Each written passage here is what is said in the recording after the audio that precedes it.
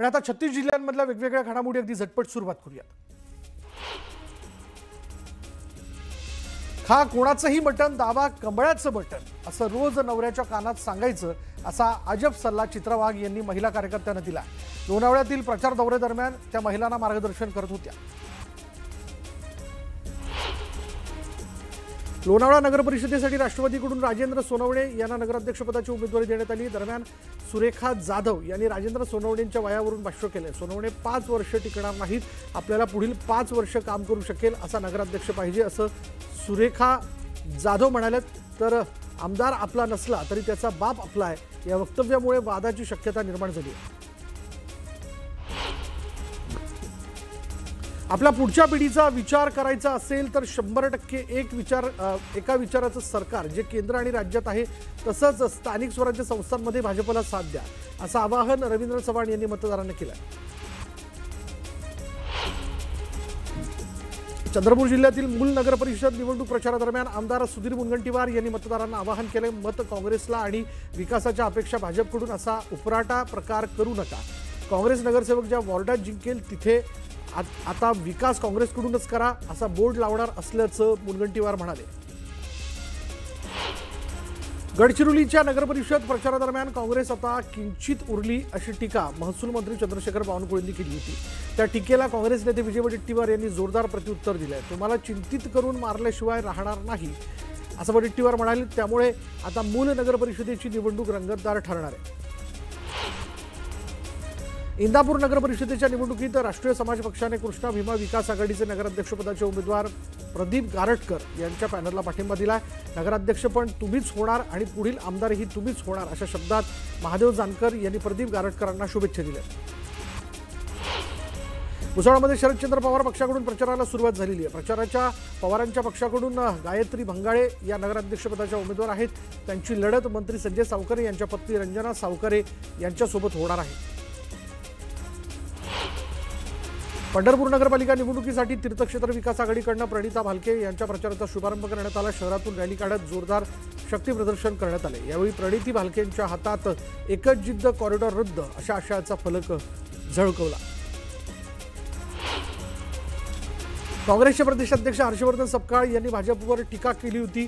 राज्यातील 14 कोटी जनता यांना खाईत ढकलेल त्यांच्या या टीकेला महसूल मंत्री चंद्रशेखर बावनकुळे यांनी प्रत्युत्तर दिले। काँग्रेसला पराजय जवळ दिसत असून काँग्रेस पार्टी यातून सावरत नाही म्हणूनच अशी टीका केल्याचं बावनकुळेंनी म्हटलं। नांदेडमध्ये काँग्रेस आणि वंचितची युती तुटली आहे। दोन्ही पक्षाच्या नेत्यांनी संयुक्त पत्रकार परिषदेत युतीची घोषणा केली होती, मात्र निवडणुकीपूर्वीच काँग्रेस आणि वंचितची युती तुटली। समान जागा वाटपाचं धोरण ठरलेलं असताना काँग्रेसने केवळ 4 जागा देऊन पाठीत खंजीर खुपसला असा आरोप वंचितने केला। हिंगोलीच्या वसमत शहरात महाविकास आघाडीचे पदाधिकारी आणि कार्यकर्त्यांची आढावा बैठक पार पडली। नगराध्यक्षपदाचे उमेदवार अब्दुल सीमा हाफिज यांच्या प्रचारार्थ आढावा बैठकीचं आयोजन करण्यात आलं होतं।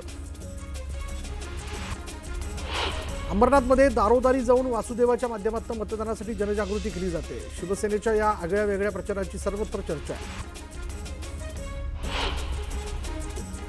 वडगाव नगर पंचायत निवडणुकीच्या रणधुमाळीत राष्ट्रवादी काँग्रेसने शक्ती प्रदर्शन करत रॅली काढली। पारंपरिक वाद्यांच्या निनादात गुलाबी फेट्यांनी नटलेले उमेदवार असा दिमागदार पेहराव करण्यात आला होता। रॅलीत आमदार सुनील शेळके, शहराध्यक्ष उमेदवार, नगराध्यक्षपदाचे उमेदवार जे आहेत अबोली ढोरे यांच्यासह सर्व नागरिक नगरसेवक सहभागी झाले होते।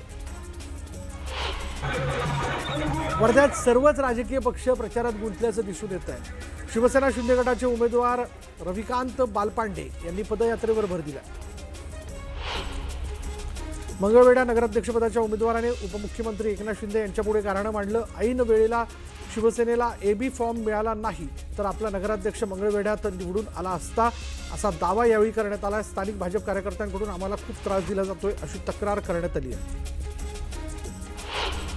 बुलढाणा जिल्ह्यातील नांदुरा नगरपालिकेमध्ये तिरंगी लढतीचं चित्र असलं तरी खरा सामना हा भाजपच्या मंगला मुर्हेकर विरुद्ध अपक्ष उमेदवार रेखा इंगळे यांच्यामध्ये होणार आहे। भाजप विरुद्ध अपक्ष असा थेट सामना रंगणार आहे।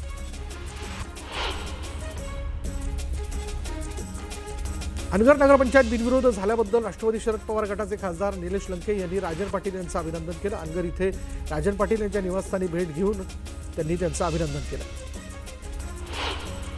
छत्रपती संभाजीनगर महापालिका निवडणुकीत यंदा मतदान केंद्राची संख्या मोठ्या प्रमाणात वाढणार असून शहरात एकूण 1408 बूथ तयार केले जातील। मागील निवडणुकीतील 1058 केंद्रांच्या तुलनेत यावर्षी तब्बल 350 बूथची संख्या वाढली आहे।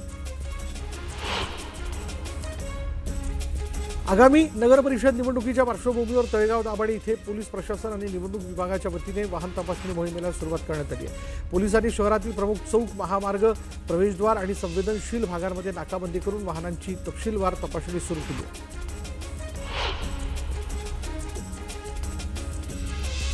रत्नागिरी नगर परिषदेच्या निवडणुकीचा प्रचार आता शिगेला पोहोचलाय। महायुतीच्या उमेदवारांकडून घरोघरी प्रचारावर भर दिला जातोय। प्रभाग क्रमांक 7 मध्ये युतीतील शिवसेना शिंदे गटाकडून श्रद्धा संजय हळदणकर आणि गणेश भारती हे उमेदवार रिंगणात आहेत। दोघांकडून सध्या घरोघरी प्रचार सुरू आहे। संगमनेर नगरपालिका निवडणुकीत शिवसेना शिंदे गटाच्या आमदाराने भाजपच्या माजी नगरसेविकेचं तिकीट नाकारलं असल्याचा आरोप करत थेट बंडखोरी करत आता नगराध्यक्षपदासाठी उमेदवारी अर्ज कायम ठेवला आहे। इतकी वर्ष पक्षात काम करून आमच्यावर अन्याय झाल्याची भावना मेघा भगत यांनी व्यक्त केली, तर अमोल खताळ हे निवडणुकीतील राग आमच्यावरती काढत असल्याची टीका दीपक भगत यांनी केली। घुग्गुस नगर परिषद ही चंद्रपूर जिल्ह्यात नव्यानेच तयार झालेली नगर परिषद आहे आणि त्यामुळे नगरपंचायतीकडून नगर परिषदेकडे वाटचाल करणाऱ्या या शहराचा पहिला नगराध्यक्ष कोण होणार आणि कोणाची सत्ता येणार याबाबत सर्वांमध्ये उत्सुकता आहे। या नगर परिषदेसाठी 22 नगरसेवक निवडून द्यायचे असून नगराध्यक्षपद हे अनुसूचित जातीच्या महिलेसाठी आरक्षित आहे। महाराष्ट्राच्या सत्तेत 3 पक्ष एकत्र असले तरी स्थानिक स्वराज्य संस्थांच्या निवडणुकीमध्ये तळागाळात वेगळी परिस्थिती पाहायला मिळते। छत्रपती संभाजीनगर जिल्ह्यात शिंदे सेनेचे सर्वाधिक आमदार आहेत आणि त्यामुळे आमचाच उमेदवार असायला हवा असा त्यांचा आग्रह आहे। जिल्ह्यात 7 ठिकाणी निवडणूक होत असून सर्वाधिक ठिकाणी भाजप आणि शिंदेची शिवसेना आमनेसामने आले। शिरूर नगर परिषदेत विद्यमान आमदार आणि माजी आमदारांची प्रतिष्ठा पणाला लागली असून या ठिकाणी दोन्ही राष्ट्रवादी, शिवसेना आणि भाजप एकमेकांविरोधात ठाकलेत। मात्र जनता आम्हालाच विकासाच्या जोरावर संधी देईल असा विश्वास माजी आमदार अशोक पवार आणि महाविकास आघाडीच्या राष्ट्रवादी शरद पवार पक्षाच्या नगराध्यक्षपदाच्या उमेदवार अलका खांड्रे यांनी व्यक्त केला।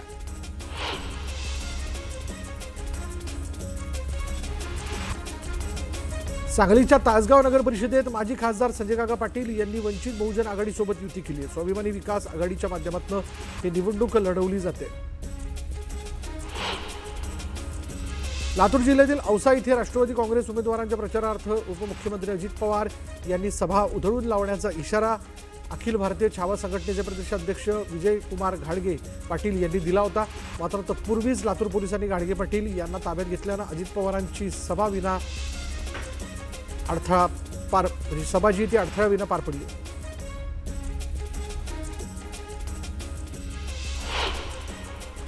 एक ब्रेकिंग न्यूज, टीईटीचा पेपर 3 लाखांना विकण्याचा प्रयत्न करण्यात आलेला आहे। 8 जणांवर मुरगुड पोलीस ठाण्यामध्ये गुन्हा दाखल करण्यात आला आहे। 16 लाखांचा मुद्देमाल पोलिसांकडून जप्त करण्यात आला आहे। सोनगे गावातील फर्निचर दुकानात हा व्यवहार सुरू होता।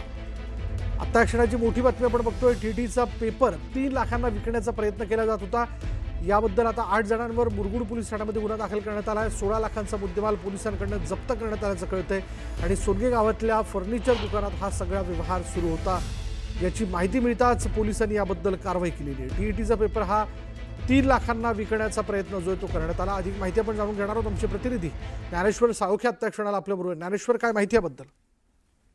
कोल्हापूरमध्ये टीईटीचा पेपर फोडण्याचा प्रयत्न झाला, मात्र प्रशासनाच्या आणि पोलिसांच्या या सतर्कतेमुळे हा सगळा प्रकार आहे तो आता टाळला गेल्याचं पाहायला मिळते। खरं तर आज राज्यभरात टीईटीची परीक्षा होत होती आणि या परीक्षेच्या दरम्यान कोणताही गैरप्रकार होऊ नये म्हणून जिल्हा प्रशासन अलर्ट मोडवरती होतं आणि असंच असताना काल रात्री एका ठिकाणी आहे ते टीईटीचा पेपर फोडण्यासाठी काही मंडळी जमल्याचे आहे ते पोलिसांना माहिती मिळाली। त्यानुसार सोनगे इथल्या फर्निचर दुकानावरती पोलिसांनी छापा टाकला। त्यावेळी या ठिकाणी काही संशयास्पद आहे ते पोलिसांना आढळून आले। त्यानुसार पोलिसांनी अधिक चौकशी केली असता हे सगळे प्रकार आहे तो टीईटीचा पेपर फोडण्यासाठी एकत्र जमल्याचं दिसून आलं आणि त्यामध्ये प्रिंटर, कॉम्प्युटर असं यासह जवळपास 16 लाखाचा मुद्देमाल आहे ते पोलिसांनी जप्त केलेले। साधारण 3 लाखाला हा पेपर आहे तो विकत दिला असल्याची माहिती आहे ती पोलीस तपासामध्ये पुढे आल्या। त्यासोबतच काही उमेदवार उमेदवारांची प्रमाणपत्र घेऊन त्यांना प्रश्नपत्रिका दिली होती. मूळ प्रमाणपत्र त्यांच्या ताब्यात ठेवून घेतली होती आणि परीक्षा पास झाल्यानंतर ही प्रमाणपत्र आहे ती त्यांना वितरित करण्यात येणार होती.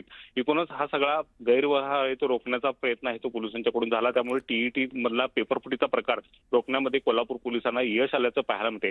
याची आता अधिक व्याप्ती आहे ती वाढण्याची शक्यता आहे. त्यांना पेपर कुणी पुरवला, कुणाकडून पुरवला गेला आणि ते कुणाकुणाला संपर्कात होते, कुणाला ते पेपर दिला गेला याची माहिती आता पोलीस घेताना पाहायला मिळतात. यावरून आता जवळपास 8 जणांना अटक करण्यात आली तर 10 जणांना ताब्यात घेऊन त्यांची चौकशी पोलिसांनी सुरू केलेली आहे. या प्रकरणात आता मुख्य सूत्रधार हाती लागतो का हे पाहणं आता महत्वाचं असणार आहे. धन्यवाद ज्ञानेश्वर या सगळ्या तपशिलाबद्दल.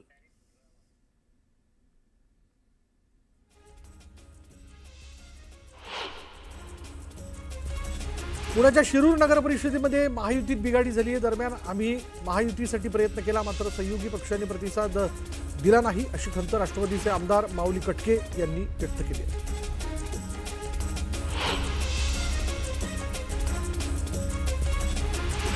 मुंबई महानगरपालिकेने जाहीर केलेल्या प्रभाग आरक्षणावर 129 हरकती सूचना दाखल करण्यात आलेल्या आहेत. यावर आता पालिका सुनावणी घेऊन 28 नोव्हेंबर रोजी अंतिम आरक्षण विहित नमुन्यात सादर करण्यात येणार आहे. नगरपंचायत, नगरपरिषद आणि जिल्हा परिषदा महापालिका निवडणुकीत भक्कमपणे लढण्यासाठी शिंदे सेनेने पक्षातील ज्येष्ठ नेते, खासदार आणि आमदारांची जिल्हा संपर्क प्रमुखपदी नियुक्ती केली आहे.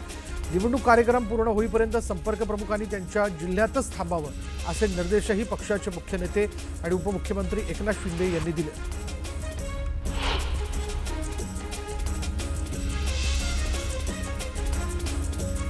मुंबई महापालिका निवडणुकीत मनसेला सोबत घेऊन महाविकास आघाडीत पुन्हा एकदा मतभेदांचं वादळ उठलंय. महाविकास आघाडीतील काँग्रेस, उद्धव सेना आणि राष्ट्रवादी शरद पवार गटाच्या वेगवेगळ्या भूमिका समोर आलेल्या आहेत. तर दुसरीकडे ज्येष्ठ नेते शरद पवार यांच्या उपस्थितीत झालेल्या बैठकीत मुंबईच्या पदाधिकाऱ्यांनीही मनसेला सोबत घेण्याची तयारी दर्शवली. राज्यातील 29 महानगरपालिकांच्या निवडणुकीच्या तयारीचा भाग म्हणून मतदार याद्यांचे प्रभागनिहाय विभाजन संबंधित महानगरपालिका आयुक्तांच्या स्तरावर पूर्ण केलेले आहेत आणि या प्रारूप यादीतील चुका, हरकती आणि सूचनांसाठी नागरिकांनी 27 नोव्हेंबरपर्यंत महापालिकेकडे अर्ज दाखल करावा असं आवाहन राज्य निवडणूक आयोगाने केलं आहे.